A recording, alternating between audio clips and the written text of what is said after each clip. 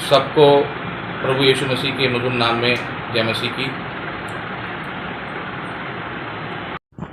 Good evening साथियों, आज की शाम हम इस समय उत्तर प्रदेश अल्पसंख्यक आयोग के सदस्य नवेंदु सिंह हेचकिल साहब के साथ जुड़ चुके हैं, जो पूरे उत्तर प्रदेश के ईसाइयों के लिए उत्तर प्रदेश सरकार द्वारा नियुक्त हैं। और इस समय हमारे साथ चैनल में बहुत बहुत स्वागत करता हूं मैं सर आपका। धन्यवाद।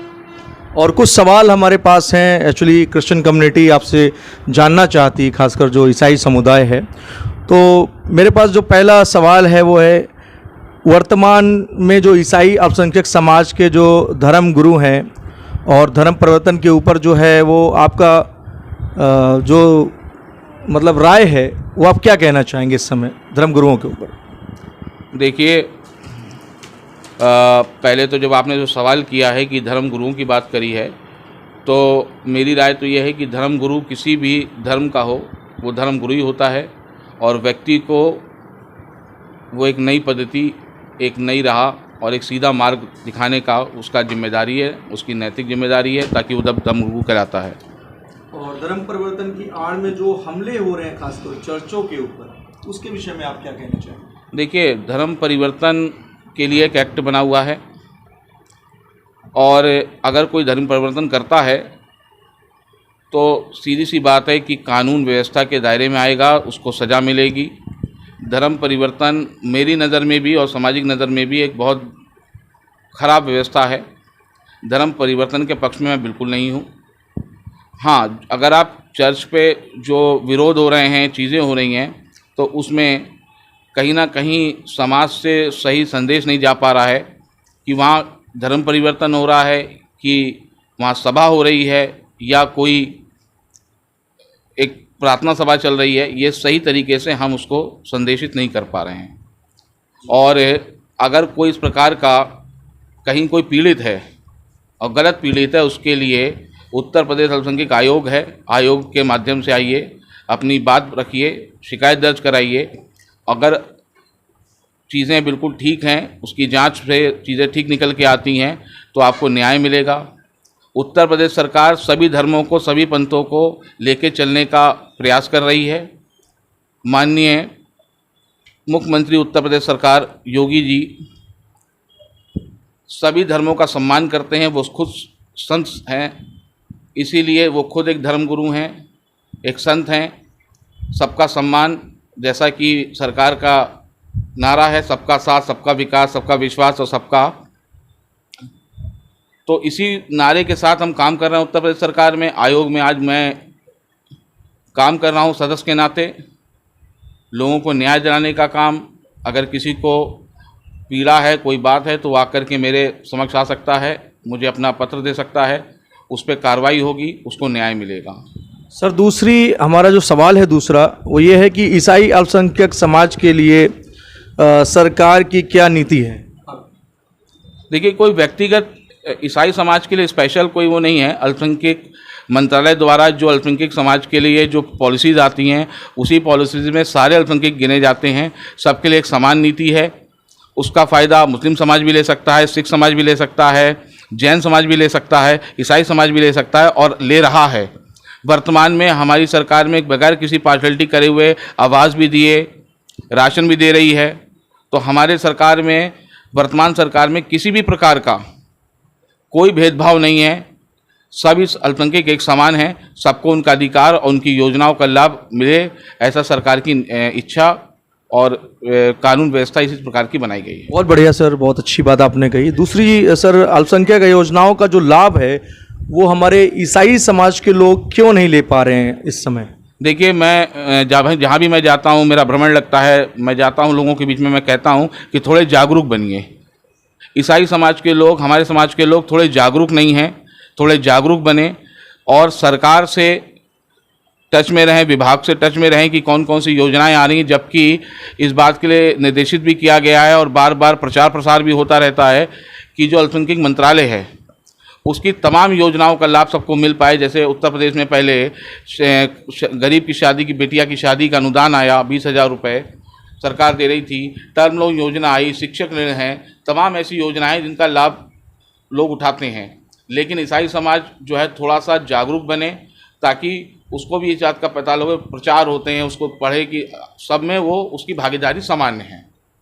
सही, बहुत अच्छी बात कही। एक आखिरी सवाल मैं आपसे करना चाहूँगा नवेंद्र सिंह भैया, कि इस समय जो आजकल का माहौल हम देख रहे हैं चारों तरफ, कि छोटे छोटे चर्चेस घर घर में और जगह जगह पर खुले हुए हैं, और वहाँ पर जो कट्टरपंथी संगठन हैं वो धर्म परिवर्तन बोलकर वहाँ पर पादरियों के साथ जो मारपीट करते हैं, उनके ऊपर किस तरह का एक्शन उत्तर प्रदेश अल्पसंख्यक आयोग ले सकता है?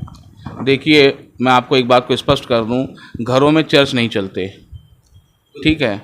अगर कोई व्यक्ति अपनी प्रार्थना सभा कर रहा है तो प्रार्थना सभा के लिए कहीं से सरकार द्वारा कोई प्रतिबंध नहीं है, लेकिन चर्चिज़ जो आप शब्द इस्तेमाल कर रहे हैं, चर्चिज़ घरों में नहीं चलते। चर्चिज़ के लिए स्पेसिफिक जगह है, चर्चिज़ वहाँ हैं, चर्चिज़ में जाइए, प्रार्थना करिए। किसी भी कथाकथित चर्चिज़ पे, जो पुराने चर्चिज़ चले आ रहे हैं, कहीं पर भी कोई विवाद नहीं होता। जो घरों में प्रार्थना सभाएं रेगुलर रूप से लगाई जा रही हैं और उनको सरकार की और लोगों की दृष्टि से छुपाया जाता है, सिर्फ विषय वहीं खड़े होते हैं, वहीं डिस्ट्रीब्यूट आते हैं। अगर फिर भी किसी को किसी भी प्रकार का कोई पीड़ा है, कोई परेशान कर रहा है, तो वो आयोग के माध्यम से अपनी शिकायत दर्ज करा सकता है, आयोग में आकर के अपनी बात कह सकता है, और उसको आयोग के माध्यम से न्याय भी मिलेगा और उसका जो भी परेशानी उसको दूर भी किया जाएगा। बहुत बहुत धन्यवाद, आपने अपनी राय को रखा सर। हमारे चैनल में आपका स्वागत है, जो कि सभी राज्यों से मसीही समाज के लोग चैनल में जुड़े हैं, देख रहे हैं, और सर को बहुत से लोग जानते भी हैं। तो उन्होंने अपनी राय को रखा है। जितने लोगों को सर की राय अच्छी लगी है, तो जहाँ कहीं भी सताव होता है सर, आप उनके साथ खड़े हैं। तो यदि कोई आपसे संपर्क करना चाहे सर, तो किस तरह से कर सकता है? लखनऊ में जवाहर भवन में 702 नंबर कमरे में मैं बैठता हूं। आप मुझसे संपर्क कर सकते हैं। मेरा मोबाइल नंबर भी शेयर कर सकता हूं मैं। तो मेरा मोबाइल नंबर है 8090209026। ठीक है सर, आपकी सहायता के लिए हमेशा तत्पर हैं, खड़े हैं आपके साथ। बस अपनी दुआओं में याद रखें, और जो भी ईसाई समाज में गलत गतिविधियां जहां कहीं हो रही है, उसके खिलाफ मैं और मेरा चैनल और हमारी टीम जो है वो काम कर रहे हैं। तो मैं चाहूँगा एक और शख्सियत से आपको आज मिलवाने के लिए। तो हमारे साथ इस समय पीओसी डायसिस के legal adviser advocate Sanjay Kumar Jackson ji हैं। सो संजय कुमार जैक्सन जी, बहुत बहुत स्वागत है आपका हमारे चैनल में। धन्यवाद बिशप साहब। तो अभी आपकी क्या राय है एंटी कन्वर्जन के ऊपर, जो बिल पास हुआ है सर, उसके बारे में थोड़ा? देखिए, हमें सबको जो सरकार के दिशा निर्देश हैं और सरकार के कानून जो समय समय पे आते हैं, उनका ईमानदारी से पालन करना चाहिए। जहाँ तक बात है, जो डिस्प्यूट जो पैदा हो रहा है, जो घर घर में चर्च डेवलप हो रहे हैं, उसको लेके पैदा हो रहा है। और एक विशेष कैटेगरी हम लोगों ने बना ली है, वो विश्वासी कहलाती है।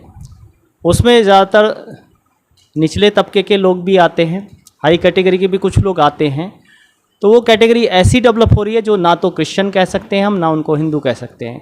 उसकी वजह से विशेष तौर से विवाद हो रहा है। तो हमें जो सरकार ने एक एक्ट बनाया है, एंटी कन्वर्जन एक्ट, जो 27 नवंबर 2020 से लागू है, उसमें एक प्रक्रिया दी हुई है, जिस प्रक्रिया को अपनाकर कोई भी व्यक्ति अपने धर्म का परिवर्तन करा सकता है।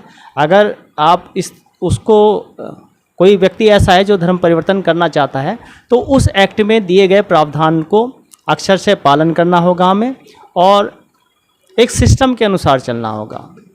दूसरी चीज़ वकील साहब पूछना चाहूँगा मैं कि हमारे समाज में सबसे ज़्यादा कन्फ्यूज़न क्या है बैप्टिज़म को लेकर के, कि आज जो इंडिपेंडेंट पासबान लोग हैं, पादरी लोग हैं, वो बैप्टिज़म को लेकर के बड़ा कन्फ्यूज़ हैं। तो उसके बारे में आपकी क्या राय है?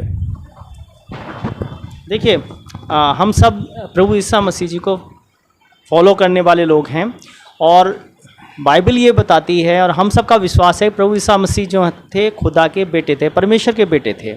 लेकिन उन्होंने भी यर्दन नदी में अपना बपतिस्मा लिया।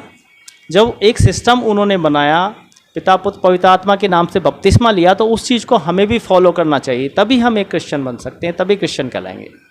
अदरवाइज हम क्रिश्चियन नहीं कहला सकते।